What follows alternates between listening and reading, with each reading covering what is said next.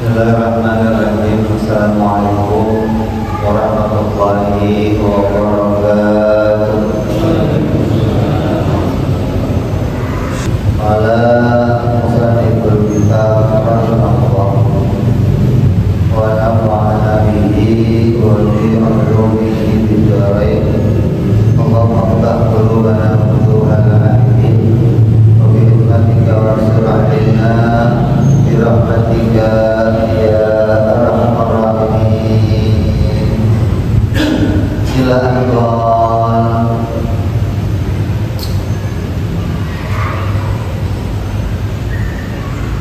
Yang lalu kita sudah membahas tentang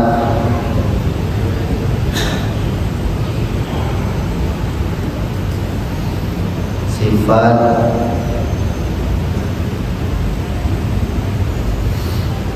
tabligh, sudah membahas sifat sidik, sudah membahas sifat amanah, sudah membahas sifat tabligh. Maka lanjut kita akan masuk dalam pembahasan sifat fatonah. Wa yajibu fi haqqihim alaihi wassalatu wassalamu al-fatonah. Wajib bagi para rasul alaihi wassalatu wassalam wa ala nabiyyina afdhalus salatu wassalam al-fatonah, itu bersifat fatonah atau cerdas. Apa itu cerdas? Cerdas itu maknanya akalnya berlimpah-limpah daripada akal yang lain.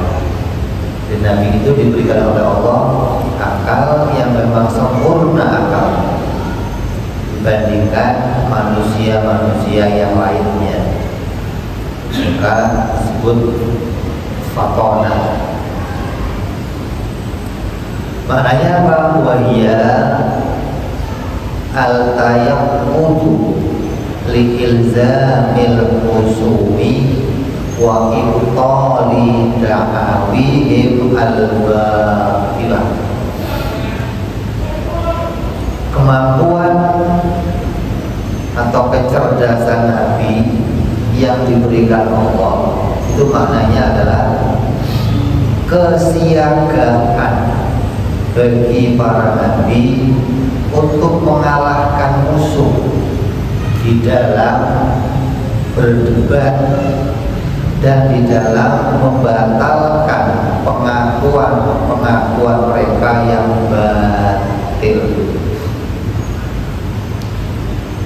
Di Nabi itu selalu punya kesiapan, punya kewaspadaan. Setiap kali ada orang-orang yang mau rongrong, yang mau melemahkan, yang mau menghujat apa yang diajarkan Nabi Muhammad dan nabi-nabi yang lainnya dari Allah Subhanahu wa ta'ala. Karena kan tidak setiap orang yang ketika mereka berjumpa dengan Nabi, mereka langsung sepakat, mereka langsung menerima, mereka langsung setuju. Ada pula kelompok-kelompok yang kemudian tidak menerima. Ketika datangnya Nabi, mereka tidak terima, mereka tidak senang. Kemudian mereka membuat-buat alasan untuk menolak. Maka para nabi selalu siap membantah, selalu siap melawan penolakan dari orang-orang kafir. Ini yang disebut namanya fatonah. Itu loh, bukan hanya masalah kepintaran Nabi di dalam menghafal, kepintaran Nabi di dalam mengingat sesuatu. Itu sudah jelas. Karena Nabi itu nanti di dalam perkara jais, sifat-sifat manusia akan kita bahas bahwa Nabi itu dijadikan oleh Allah tidak pernah punya sifat lupa. Berarti untuk ingatan Nabi nggak usah diragukan lagi. Sejak Nabi kecil tidak ada satu perkara pun yang pernah dilupakan oleh Nabi. Makanya Nabi itu tidak pernah menulis. Nanti kalau menulis fungsinya buat apa? Mengingat pelajaran, mengingat sesuatu, kamu tulis. Ente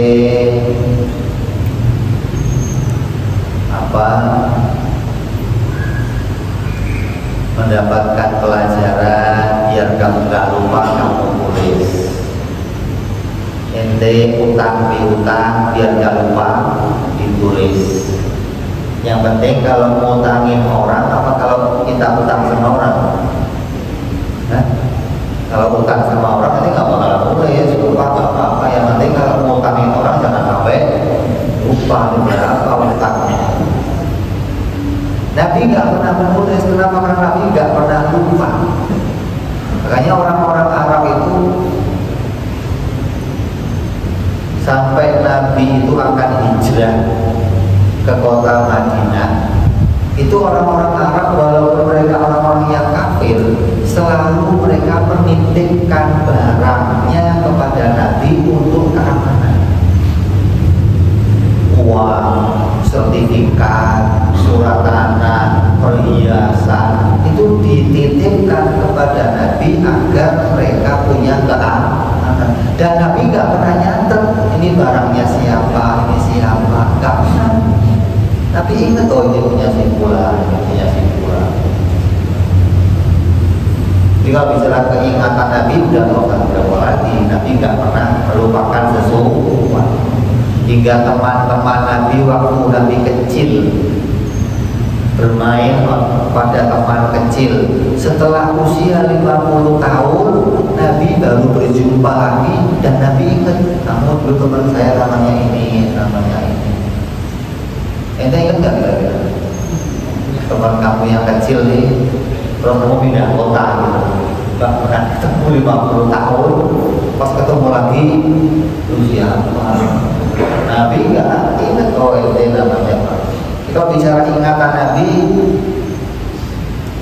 Nabi diberikan ingatan yang luar biasa. Tapi yang dimaksud fatonah di sini bukan masalah ingatan, tapi kemampuan Nabi untuk menghadapi musuh-musuhnya. Sampai dikatakan oleh Allah apa? Wajadilhum billati hiya ahsan. Berapa banyak ayat-ayat Allah yang menunjukkan tentang bukti-bukti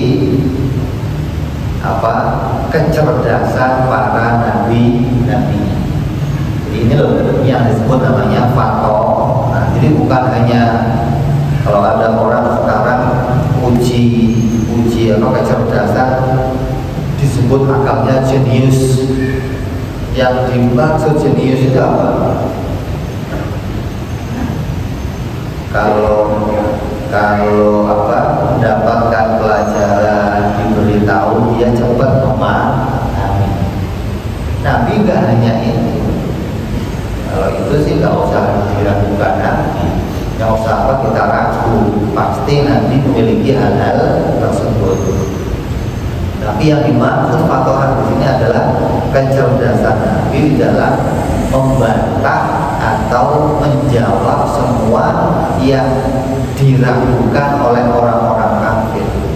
Nah, setiap orang kafir datang mengatakan mana mungkin Tuhan itu satu, Nabi jawab.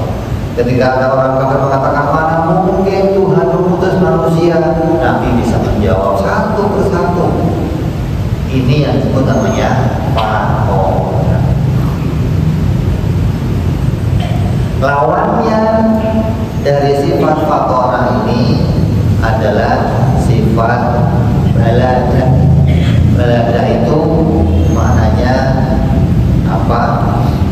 bodoh atau akalnya lemot atau telmi. Ketika ada orang nanya Nabi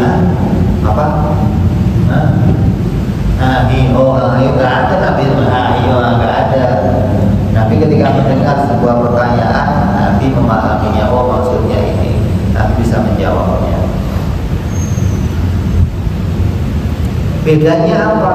Kecerdasannya Nabi dengan kecerdasannya para Rasul. Karena kita kan mengenal ada yang namanya Rasul, ada yang namanya Nabi. Kalau Nabi diberikan Allah adalah fatona, cerdas, tapi kecerdasannya tidak sebagaimana kecerdasannya para Rasul. Kenapa? Karena kalau Rasul itu disebut kamalul fatona, kecerdasan yang sempurna. Karena kalau Nabi itu tidak diberikan oleh Allah perintah untuk berdebat dengan umatnya. Kalau Rasul beda, karena para Rasul ini menyampaikan agama, menyampaikan hukum-hukum, menyampaikan aturan-aturan, maka dia pasti berkomunikasi dengan orang-orang kafir. Dan ketika ada orang kafir yang membantahi, maka mereka harus melawannya. Maka diberi oleh Allah sempurnanya fatona, sempurnanya kecerdasan. Ini yang wajib kita imani dari sifat yang keempat pada para nabi dan rasul. Terus buktinya apa? Kalau nabi itu diberikan oleh Allah kecerdasan, buktinya apa? Wa dalilu ala dzalika al-wujubil fatarati lahum alaihi wassalatu wassalam annahu law intafat anhum al-fatana lamma qadaru ayyuqimu hujjatul husni. Andai para rasul tidak diberikan oleh Allah kemampuan untuk berhujjah, kemampuan untuk berargumentasi, kemampuan untuk menjawab apa yang menjadi pertanyaannya orang-orang kafir, maka pasti tidak ada yang namanya hujjah itu terjadi pada mereka. Nabinya bodoh. Kalau nabinya bodoh gimana? Ya pasti nggak ada perlawanan. Ketika orang-orang kafir mengatakan, Muhammad, saya mau nanya, kenapa bisa begini? Maaf ya, dari semuanya nggak begitu. Saya nggak tahu alasannya. Nggak ada nabi begitu, nggak ada. Apapun yang ditanyakan oleh kaumnya, Nabi pasti bisa menjawabnya. Nabi bisa menjelaskannya, Nabi bisa meluruskannya, hingga tidak ada satu alasan pun yang bisa dibuat-buat oleh orang-orang kafir untuk menolak ajarannya Nabi. Menunjukkan apa? Apabila Nabi bukan orang yang cerdas, maka Nabi tidak akan bisa menjelaskan. Jadi dengan adanya penjelasan Nabi, tandanya Nabi itu orang cerdas. Di Quran Allah menyatakan banyak sekali ayat-ayat yang menunjukkan tentang kecerdasannya para nabi. Di antaranya apa? Wa tilka hujjatu Ibrahim ala qaumi hujjatuna ay ataina Ibrahim. Dan itu alasannya Nabi Ibrahim terhadap kaumnya, yang mana Al-Quran mengatakan wa tilka hujjatuna ala Ibrahim. Dan ketika kami menyatakan atau menampakkan bagaimana Nabi Ibrahim bisa melawan orang-orang yang membantah dari kaumnya. Yang dilawan siapa? Para raja. Namrud. Nabi Ibrahim mendatangi Namrud. Namrud, ingat, jangan berbuat zalim kepada rakyat. Sembahlah Allah, jangan menyembah selain Allah. Maka Namrud mengatakan, aku Tuhan, aku yang pantas disembah, maka tidak ada yang boleh menyembah Tuhan selain aku.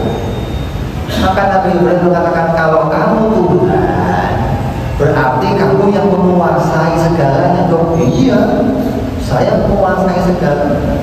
Kalau begitu coba itu terbitkan matahari dari barat.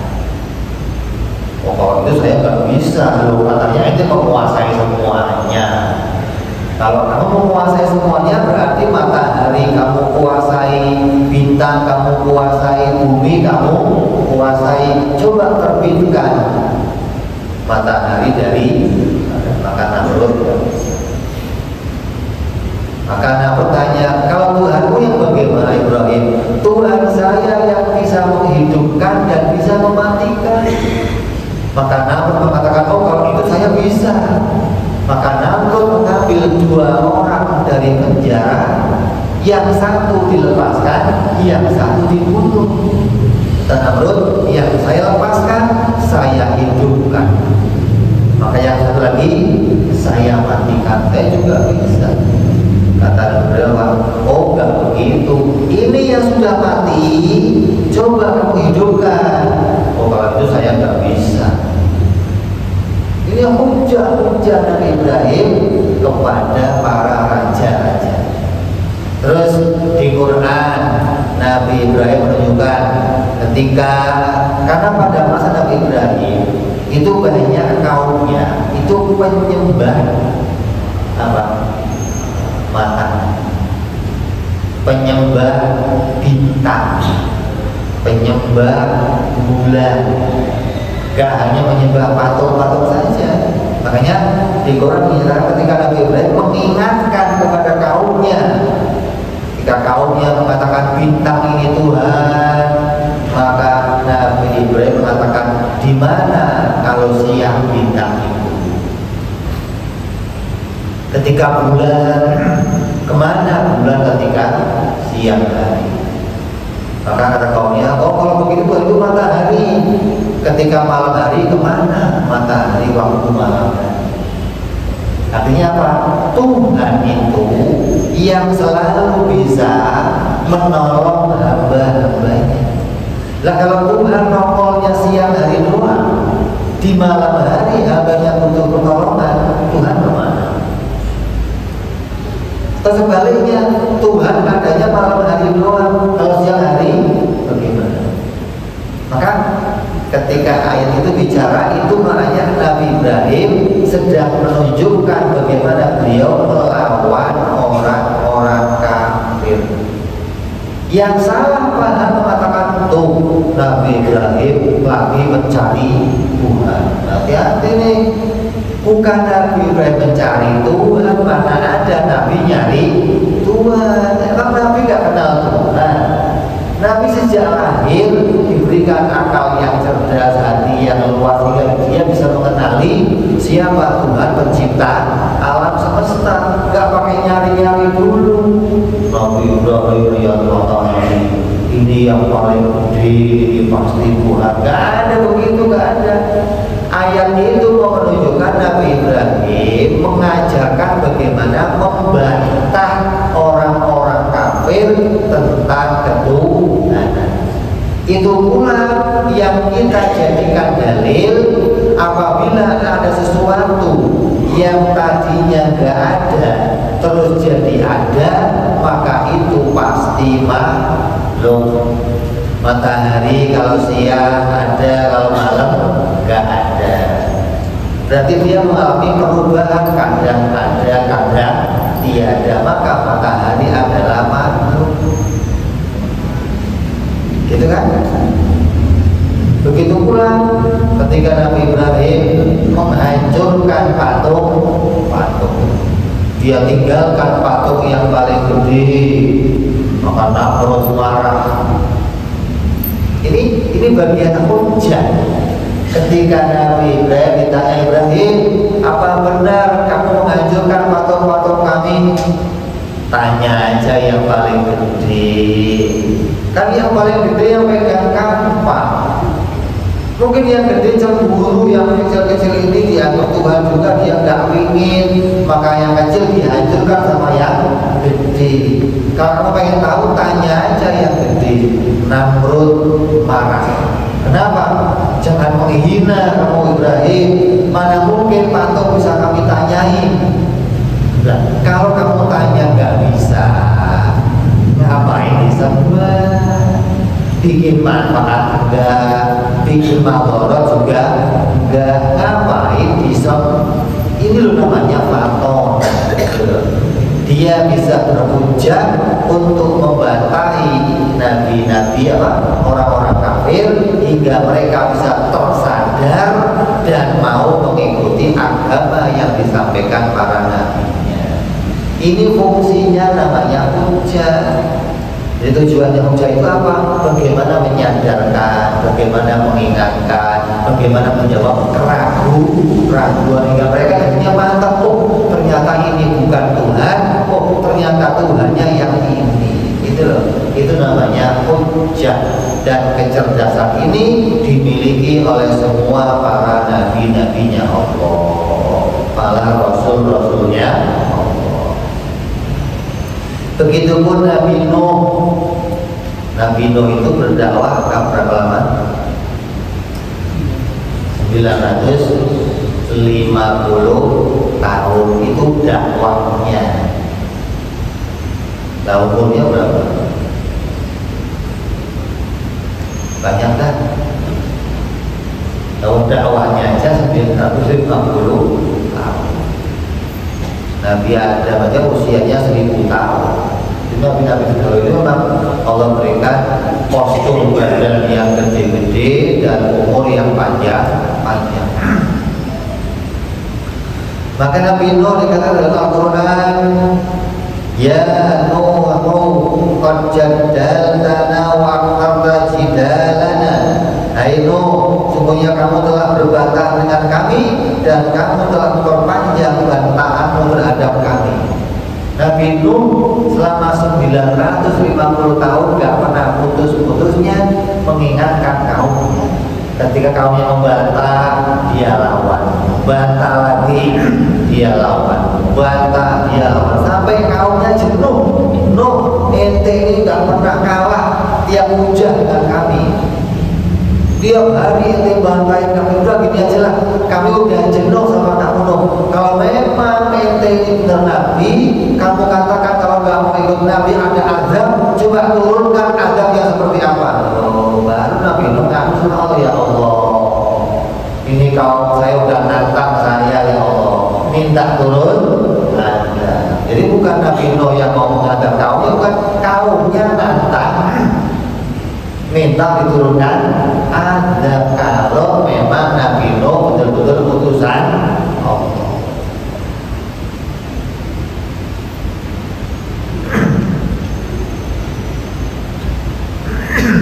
Maka kata Allah, Nuh, ya udah, ente bikin kapal. Nabi Nuh bikin kapal itu dari berapa kayu? Kayunya berapa? Hah? Kayunya 1.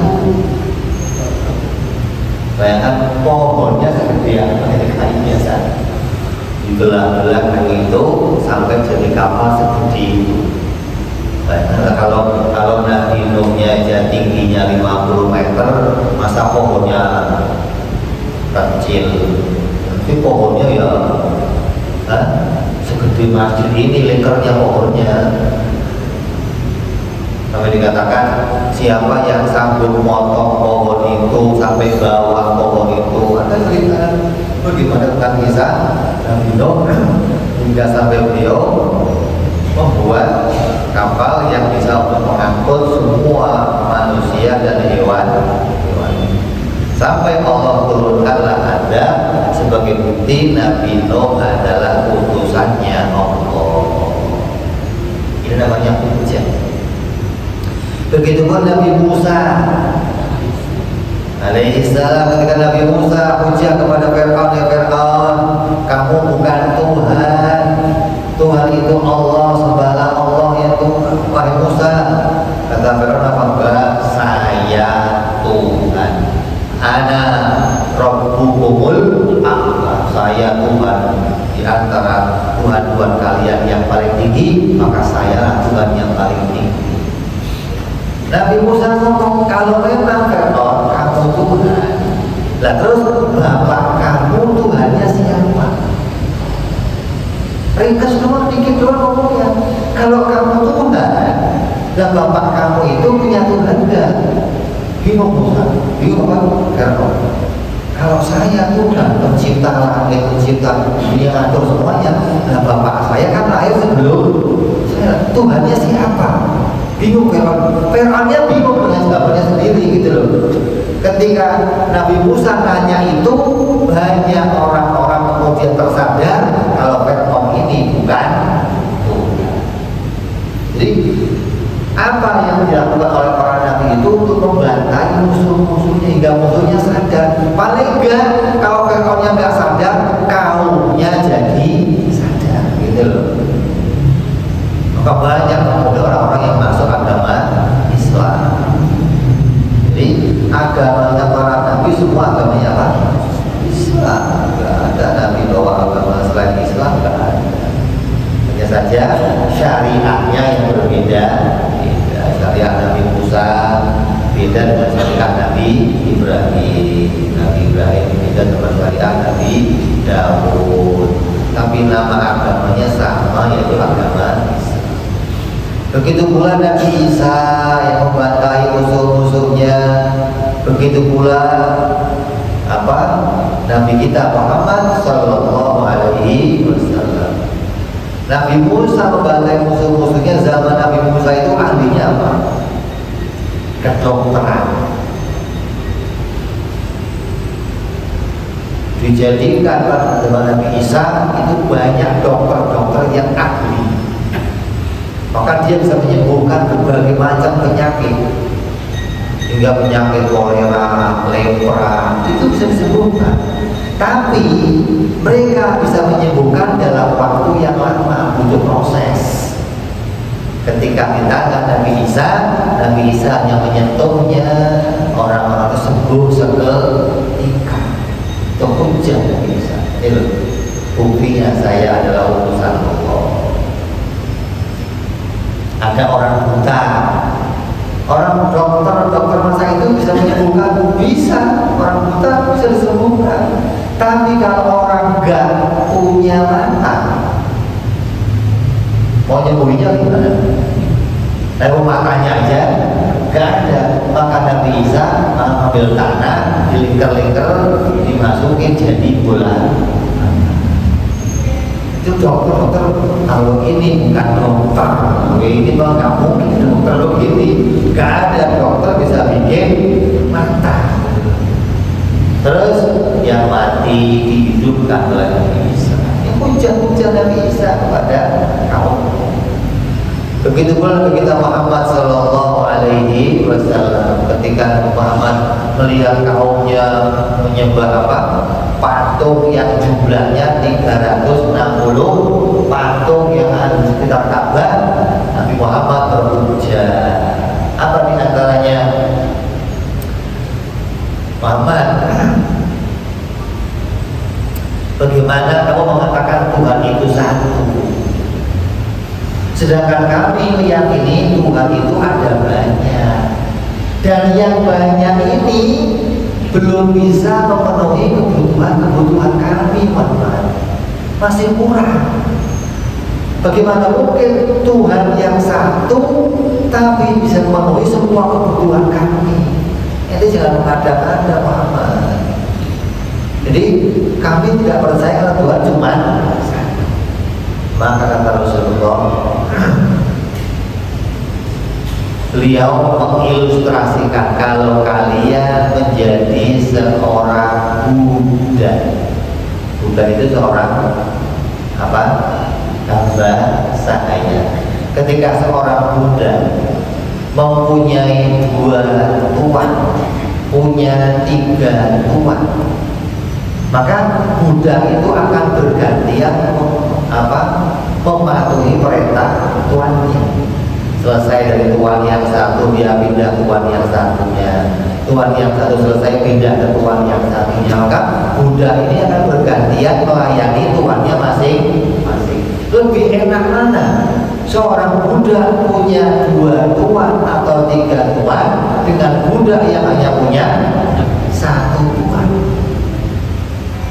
Ya enak 1 tuan, nah begitu. Lah ente punya tuan 360, hari ini melayani ini, besok melayani ini, besok lagi repot. Ya? Tidak ada ketenangan dalam hati kamu, apalagi kalau nanti belum lagi perintahnya Tuhan yang satu berlawanan dengan perintah Tuhan yang lainnya. Yang satu ngomong, ya sudah, kamu sekarang boleh istirahat. Tuhan yang satu manggil, jangan istirahat, kerjain yang ini. Wah, ya bisa mental-mental ini. Maka mereka pikir, oh iya juga ya, kalau kami melayani banyak tuan, repot daripada melayani cuma 1. Ya hujan Nabi Muhammad. Nabi nanya lagi ya orang Arab, ini patung ini Tuhan? Iya. Lah kalau itu nanti telinganya copot gimana? Ya kami ganti. Kalau hidungnya rusak copot gimana? Kami perbaiki. Nah kalau pakaiannya kotor, kami cuci, kami ganti, kami pakaikan lagi. Oh, jadi Tuhan itu yang melayani kamu atau kamu melayani Tuhan? Kamu yang mengurus Tuhan atau Tuhan yang mengurus kamu? Ya kami mengurus Tuhan. Oh aneh. Nabi mengatakan Alhamdulillahirabbil, segala puji bagi Allah yang mengurus alamin. Itulah Tuhan yang mengurus segala sesuatu, bukan malah Tuhan diurusi sama makhluknya. Mau ganti baju digantiin kan, nanti Tuhannya mau cebok dicek. Itu Tuhan apa Tuhan? Bingung orang-orang. Ini loh namanya cerdas kan? Bisa membantai musuh-musuhnya, bisa mengingatkan musuh-musuh hingga mereka menjadi orang yang kemudian mau menerima agama Islam, mau menerima Tuhan yang satu sebagai Tuhan yang disembah oleh semua manusia. Sebut namanya apa? Fatona. Jangankan para nabi, sahabat-sahabatnya Nabi itu juga orang-orang yang cerdas. Mereka bisa membantah musuh-musuhnya, melawan musuh-musuhnya, bisa meluruskan apa yang menjadi keraguannya orang-orang kafir. Seperti dikatakan zaman dahulu ada datang orang-orang ateis, orang-orang yang tidak mengakui keberadaan Tuhan, kemudian datang ke negeri-negeri Arab untuk melakukan perlawanan. Kalau memang Tuhan ada, di mana dia? Kalau Tuhan ada, apa buktinya secara ilmiah? Kalau kamu tidak bisa buktikan secara ilmiah, berarti Tuhan itu tidak ada. Makanya sampai sekarang ada tuh orang-orang yang mengatakan bukti tentang ketuhanan tidak bisa diilmiahkan. Bukti ketuhanan adalah sebuah keyakinan. Ini orang-orang ngawur. Keyakinan itu adalah kemantapan hati. Mantapnya hati seseorang itu setelah melihat bukti. Itu mestinya dong. Tanpa bukti, bagaimana hati bisa sampai pada keyakinan? Kalau ada orang yakin tanpa bukti, itu bukan keyakinan. Apa namanya? Yakin tanpa bukti namanya apa? Percaya pendapatnya orang lain. Namanya menyangka baik, namanya husnuzon itu. Jadi kalau ada orang kok dia punya keyakinan tapi nggak punya buktinya, maka itu dalam agama bukan yakin, namanya husnuzon. Husnuzon ini yang bisa benar, bisa salah, karena dia tidak punya pembukti. Nah, sedangkan orang-orang Islam dalam menyembah Allah itu punya pembuktian. Buktinya apa? Maka orang-orang ateis ditanya, orang ateis, saya mau nanya, bagaimana kamu bisa membuktikan kalau tadi di padang pasir itu ada onta yang lewat? Kata orang ateis, ya kita lihat jejaknya saja, itu rasional. Kalau ada jejaknya berarti terbukti tadi ada yang lewat. Nggak mungkin jejaknya nampak tapi nggak ada yang lewat, nggak mungkin. Itu ilmiah kata mereka, itu rasional, itu diterima oleh semua akal. Nggak mungkin kita melihat jejak telapak kaki di padang pasir tapi dikatakan tadi nggak ada yang lewat, itu nggak mungkin. Loh, kalau jejak saja yang kecil bisa membuat kamu yakin, percaya kalau tadi ada onta yang lewat, bagaimana langit bumi ini nggak bisa meyakinkan kamu? Kalau langit bumi ini jejak yang ditinggalkan oleh Allah Subhanahu wa Ta'ala. Allah menciptakannya, mengaturnya, menatanya. Ini rasional gitu loh.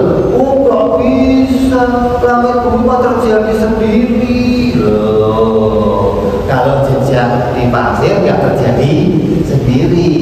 Kalau langit bumi terjadi sendiri. Ditanya lagi, dari mana buktinya kalau langit bumi terjadi sendiri? Oh, semua ini prosesnya dari yang namanya ledakan yang besar, namanya apa? Big Bang. Jadi orang-orang ateis, orang-orang di luar Islam meyakini apa? Tadinya itu ada sebuah titik yang kemudian membesar miliaran tahun, besar sampai puncaknya dia meledak, kemudian terbentuklah bumi, terbentuklah planet-planet, matahari, bulan, karena hasil ledakan tadi. Oke, saya percaya dah apa yang kamu katakan ini semua hasil dari ledakan. Pertanyaannya, kok tiba-tiba ada titik? Kemudian besar ini yang bikin titik siapa? Itu yang saya belum tahu. Kok ini nggak tahu gimana? Gak mungkin ada sesuatu terjadi dengan sendirinya. Kalau Allah mau bikin sesuatu dengan proses, bisa saja. Allah itu bisa bikin sesuatu pakai proses, bisa juga bikin tanpa proses. Kayak apa? Allah bikin Nabi Adam, kun fayakun, jadi selesai.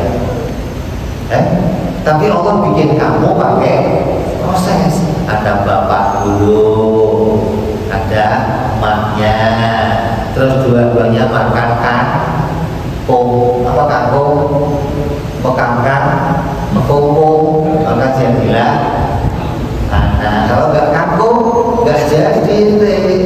Itu gara-gara kangkung intinya. Namanya apa ini? Proses. Terus dari mani jadi darah, darah jadi apa? Daging terbentuklah jadi tulang.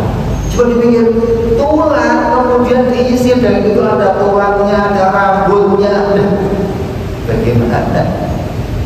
Bagaimana mungkin terjadi dengan sendirinya? Itu loh. Ini bagi akal yang sehat, ini adalah rasional, bukan rasional nggak begitu. Ini yang mengatakan bahwa alam semesta sebagai bukti adanya Allah itu nggak rasional, berarti emang pikirannya yang nggak bisa mikir dengan benar. Jadi para ulama pun bisa membantahi orang-orang kafir yang tidak yakin pada keberadaan Allah, kepada keberadaan agama Islam, hingga mereka bisa menegakkan bukti. Dan setiap daerah itu harus ada orang-orang yang cerdas seperti itu, harus ada. Kenapa? Karena barangkali nanti ada orang-orang kafir yang sengaja datang untuk merusak ajaran suatu daerah. Kalau di daerah itu nggak ada orang yang ahli, maka daerah itu semua apalagi orang-orang yang awam, yang kalah sama Indomie 1 dus ada, yang kalah sama pengobatan gratis, yang kalah sama beasiswa semua, sekolah gratis, pengobatan gratis, makan gratis. Bukan makan di sekolah gratis, bukan, itu lain lagi. Kalau makan sekolah gratis bukan program. Jadi kita harus punya orang-orang yang cerdas begitu untuk bisa mengatasi mereka. Kenapa? Karena terkadang kata Nabi apa? Orang-orang yang miskin itu bisa dekat pada kekafiran.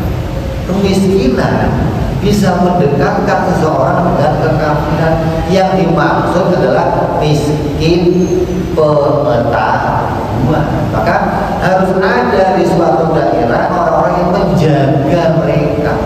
Ketika ada program-program seperti ini, ingat Allah Maha Kuasa, Allah yang menyembuhkan, Allah yang mengatur, Allah yang memberikan rezeki. Jangan tertipu dengan apa yang diajarkan mereka, gitu loh. Jadi kalau orang-orang yang bertahan akidahnya, bertahan imannya, ya nggak mau mengambil. Ini baru siapa? Program-program kafirisasi. Belum lagi kalau nanti kamu ketemunya Dajjal, ya Allah, gimana coba ini kan? Kalau ketemunya Dajjal, la ilaha illallah. Dajjal di depan kamu bisa menghidupkan orang mati.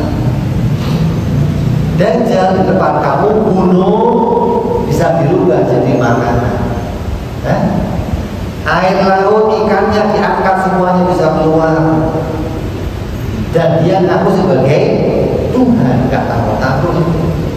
Nah, bagi orang-orang yang imannya lemah, akalnya lemah, gak pernah ngaji seperti ini, gak punya argumentasi, gak pernah belajar ilmu, oh ini Tuhan beneran kayaknya. Makanya banyak nanti orang-orang yang hidup di zamannya Dajjal. Karena ketika Dajjal itu muncul nanti zaman akhir, dalam keadaan apa? Manusia dijadikan Allah serba kekurangan. Dunia ini tidak turun hujan selama 3 tahun. Coba. Jadi kalau setahun nggak turun hujan gimana? Nah kalau 2 tahun, nah kalau 3 tahun tidak turun hujan gimana? Makan semua tempat kering mati. Datanglah Dajjal mengaku sebagai Tuhan. Nah, dia pengen makanan. Pengen apa sih? Pengen apa itu? Yang penting sembah saya, yakini saya. Apa nggak tambah kelompok-kelompok kamu ngadepin dia?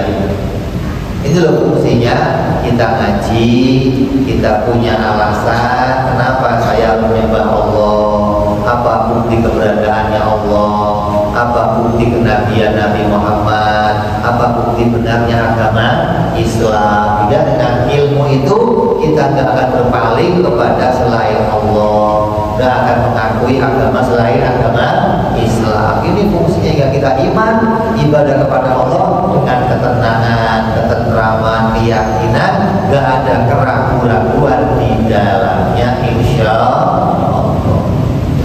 Kita masuk Isya dan dengan azan Isya sebentar Allah.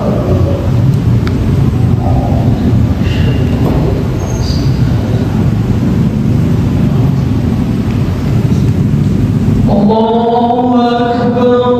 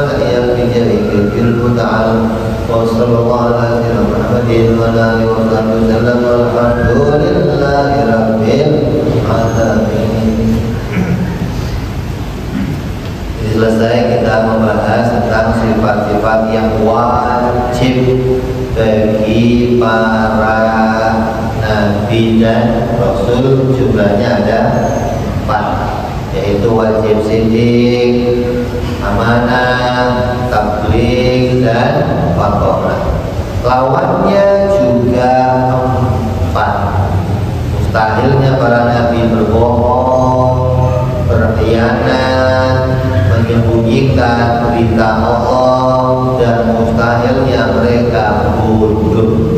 Maka 8 sifat ini, 4 yang wajib, 4 yang mustahil, kita sebagai orang Islam harus wajib mengetahuinya. Kalau kita tidak mengetahuinya, maka hukumnya berdosa. Kenapa? Ini kewajiban yang diwajibkan di dalam agama Islam inda ijma'il ulama, sebagaimana yang telah diijma oleh para ulama. Makanya ada pelajaran ilmu tauhid yang isinya mengajarkan, memperkenalkan setiap sifat-sifat ini kepada tiap-tiap orang Islam. Yang akan datang kita akan bahas yang terakhir, yaitu sifat Nabi yang satu lagi yang jais, yaitu para Nabi bersifat bangsa manusia. Tidak mungkin para Nabi bersifat dengan sifat ketuhanan, dan tidak mungkin bersifat dengan sifat para malaikat.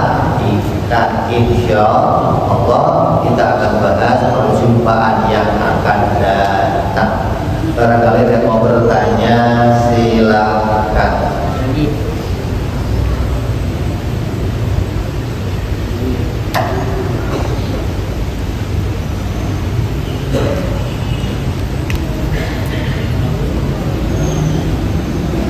Bismillahirrahmanirrahim.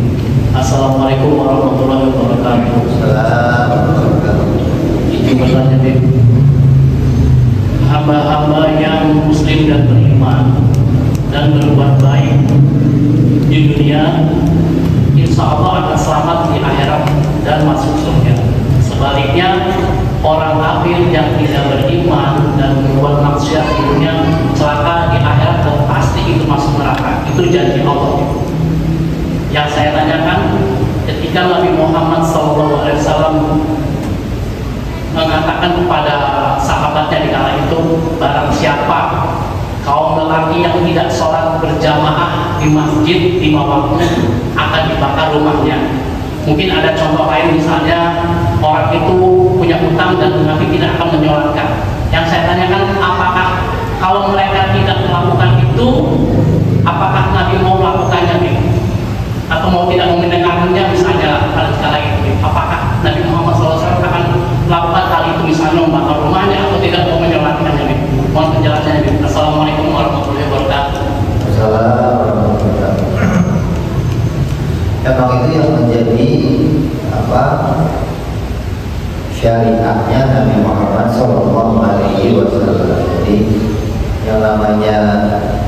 kewajiban itu sampai begitu ketatnya Nabi menegakkannya. Kan itu adalah masa-masa awalnya Nabi di kota Madinah. Di awal dan bentuk sebuah negara, bentuk peradaban Islam, bentuk kelompok manusia yang beragama, maka Nabi mau mengingatkan kepada semuanya bahwa ketika ada sesuatu yang wajib, maka yang wajib itu tidak boleh dilakukan, tidak boleh sampai ditinggalkan. Nabi mengancam kalau ada di antara mereka yang sampai tidak sholat masjid, maka akan Abu Bakar rumahnya, ya, sampai sebegitu keras peringatan Nabi. Namanya takdir, namanya peringatan. Jadi kalau Nabi sudah meringati, maka para umatnya, para kaumnya ya akan bersegera langsung ke masjid. Tidak ada yang berani membantah apapun yang sudah diperingatkan oleh para nabi. Beda sama kita, kalau ente sekarang peringati yang nggak ke masjid, maka dibakar rumahnya, ente duluan malah nanti.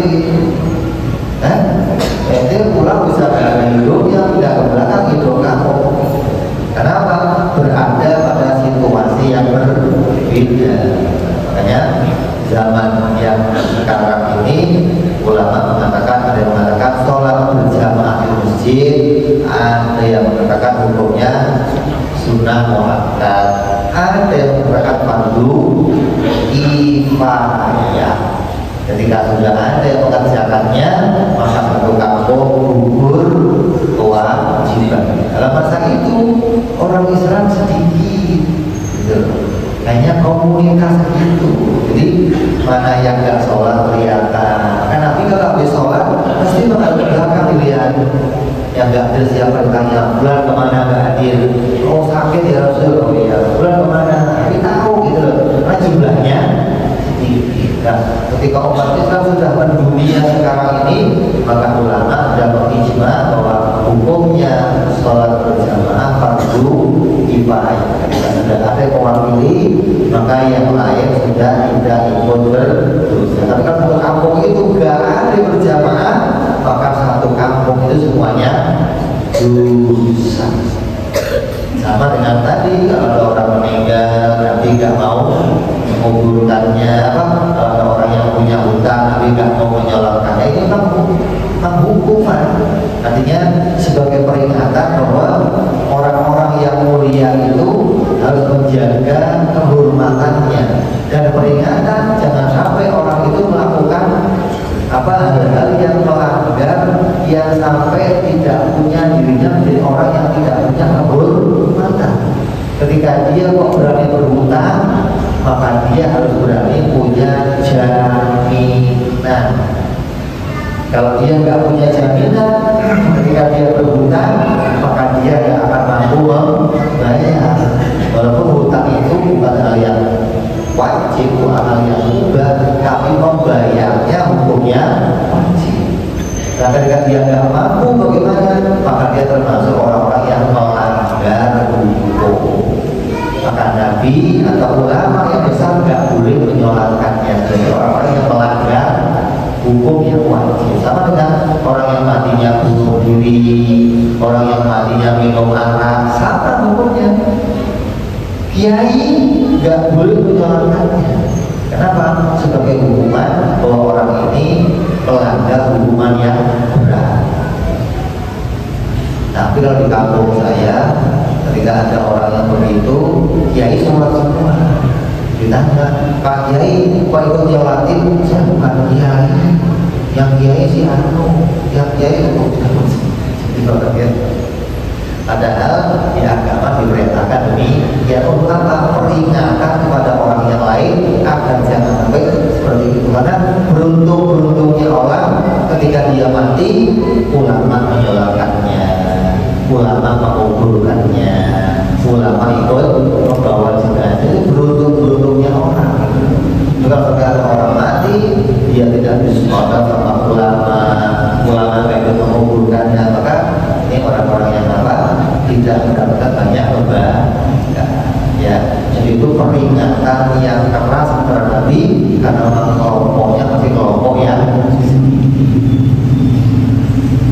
Ada yang lain?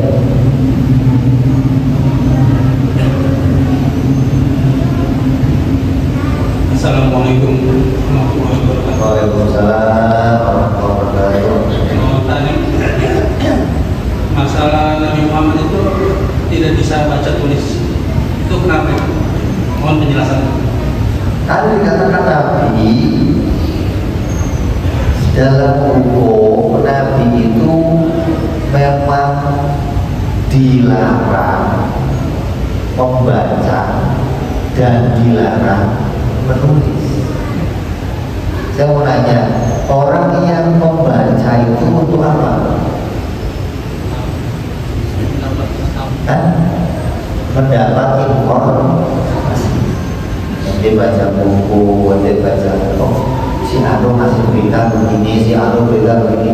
Nah, Nabi selalu dapat informasi dari Allah. Hingga dia nggak butuh informasi dari yang lain. Maka Nabi dilarang untuk membaca agar jangan mendapatkan informasi dari selain Allah. Nulis itu begitu. Orang yang nulis itu karena takut lupa. Ente dikasih alamat sama orang, kamu tulis. Nomor telepon kamu berapa? Kamu tulis. Kenapa? Takut lupa. Karena Nabi nggak pernah. Nah, untuk apa Nabi tulis? Itu diantara bentuk kekhususannya Nabi. Kemudian Nabi dikenal oleh orang sebagai orang yang nggak pernah baca dan tulis, sampai disebutkan Nabiil Ummi, Nabi yang nggak bisa baca dan tulis. Nah, sebutan ini, julukan ini menjadi julukan yang membanggakan Nabi. Nabi justru bangga disebut orang yang nggak bisa baca, nggak bisa. Kenapa? Kalau saya nggak bisa baca, saya nggak bisa tulis, kemudian Nabi menghadirkan Al-Quran, maka Al-Quran pasti tidak disangka bikinan Nabi. Itu orang nggak mungkin, oh itu bikinan kamu loh, kan saya nggak bisa baca, saya nggak bisa nulis, jadi nggak ada orang yang bisa menuduh kalau Al-Quran ini buatannya Nabi sendiri. Jadi Nabi itu bangga dengan julukan nggak bisa baca, nggak bisa nulis. Kenapa? Karena dengan julukan itu orang tidak lagi bisa ragu kalau Al-Quran bikinan dari Nabi. Nah, kalau itu bukan Nabi siapa? Berarti betul-betul dari Allah Subhanahu wa Ta'ala. Jadi kamu jangan mengatakan, oh Nabi kok rendah banget, nggak bisa baca, nggak bisa.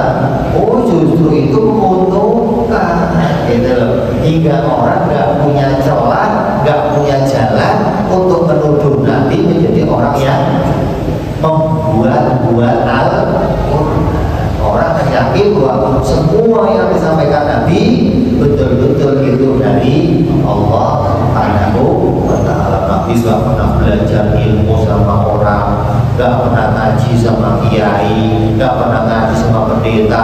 Bagaimana bisa menyampaikan Al-Quran dengan fasih, dengan baik, dengan betul-betul pasti itu datangnya dari Allah Subhanahu wa Ta'ala.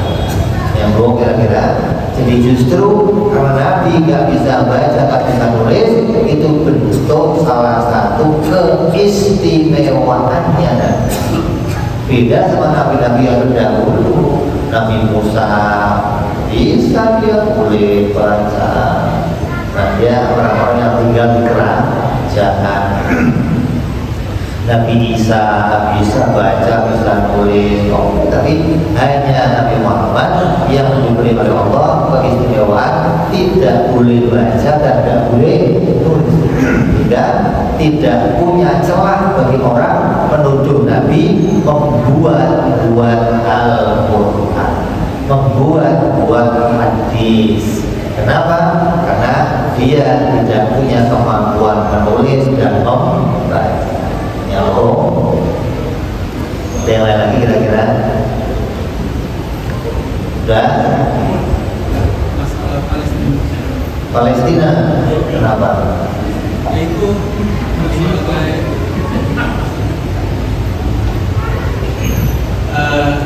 azab apa ujian itu? Apa mana? Palestina itu ini penting nih. Itu ujian iman bagi umat Islam sekarang ini. Kamu sholatnya rajin, kamu hajinya beribu-ribu kali, umrohnya beribu-ribu kali, tapi kalau kamu tidak pernah peduli pada Palestina, gak ada gunanya semua ibadah kamu. Ini ujian iman kita sekarang ini. Jadi orang diuji imannya ketika dia mau memperhatikan Palestina, membantu Palestina, berarti dia imannya diakui sah. Kenapa? Karena Palestina bagian dari orang Islam. Kata Nabi, siapa yang tidak berurusan dan mau membantu urusan orang Islam yang lain, maka dia bukan kelompok kami, kata Nabi. Jadi bukan masalah kok Allah kok gak bisa bantu, oh bukan cerita itu. Allah mau berikan ujian kepada kita. Gak hanya ujian untuk orang-orang Palestina. Kalau orang Palestina jelas ujiannya apa? Matinya syahid, hidup dengan keadaan begitu, diberi kemuliaan oleh tiap waktu, pahalanya bertambah. Ini hidupnya orang Palestina. Tapi kita di luar Palestina diuji apa? Ente mau gak bantu seminim-minimnya tadi kunut nazilah, seminim-minimnya. Habis sholat juga, ya Allah, selamatkannya orang Palestina, ya Allah, menangkan perjuangan orang Palestina. Seminim-minimnya kita doa begitu. Kok punya lebih, bantu. Tapi saya nggak ngerti begitu, nanti bantuannya nyampe nggak? Jangan urusan. Yang penting saya sudah membantu. Kalau mereka kok menyelewengkan, dosanya ada pada mereka. Pahala kamu tetap dicatat utuh oleh Allah tanpa diurangi. Itu loh. Jadi bukan berarti kalau sebenarnya nggak ada, tidak ada adab yang diturunkan untuk orang-orang Muslim, nggak ada. Semua orang Muslim ketika mendapatkan musibah namanya ujian. Dan orang yang diuji oleh Allah adalah orang yang sedang mau diangkat derajat. Dan sampai nanti kiamat Palestina nggak akan hancur. Kenapa?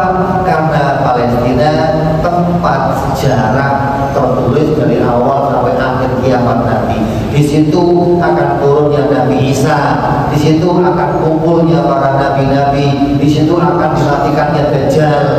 Jadi dia tetap akan ada sampai nanti hari, walaupun seluruh dunia mau hancurkannya.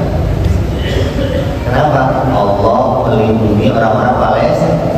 Tapi kita jangan berok udah Allah ya melindungi, jangan aja, oh nggak boleh. Ujian kita sekarang ini, apakah kita mau membantu Palestina, peduli, mendoakan, ikut menyadarkan umat Islam, bantu saudara kita, atau kita diam saja? Itu ujian kita sekarang. Kalau kita semua di sini diberikan keselamatan oleh Allah, diberikan kemudahan rezeki oleh Allah, bisa bantu saudara kita di Palestina, dan Allah angkat musibahnya, Allah ringankan orang yang berjuang di sana, Allah jadikan orang Islam matinya syahid, yang hidup dalam kemuliaan, dan kita pula mendapat kemuliaan dari Allah Subhanahu wa Ta'ala. Ala hadiniyah wa ala niyatin sholeh wa ila hadratin Nabi al-Fatihah. A'udzubillahi minasyaitonir rajim. Bismillahirrahmanirrahim. Alhamdulillahi rabbil alamin arrahmanir rahim maliki yaumiddin. Iyyaka na'budu wa iyyaka nasta'in ihdinas siratal mustaqim siratal ladzina an'amta 'alaihim ghairil maghdubi 'alaihim waladdallin. Amin. Ya Rabbana tarabna bi annana tarabna wa annana asrabna ala Allah ashrabna wa antum alaina tawba tafsili kulli hawba wa astur lana awrati wa amin irhamati wa walidina Rabbi wa mauludina wal ahli wal ihwani wasairil hillani wa kulli di mahabbah au jiran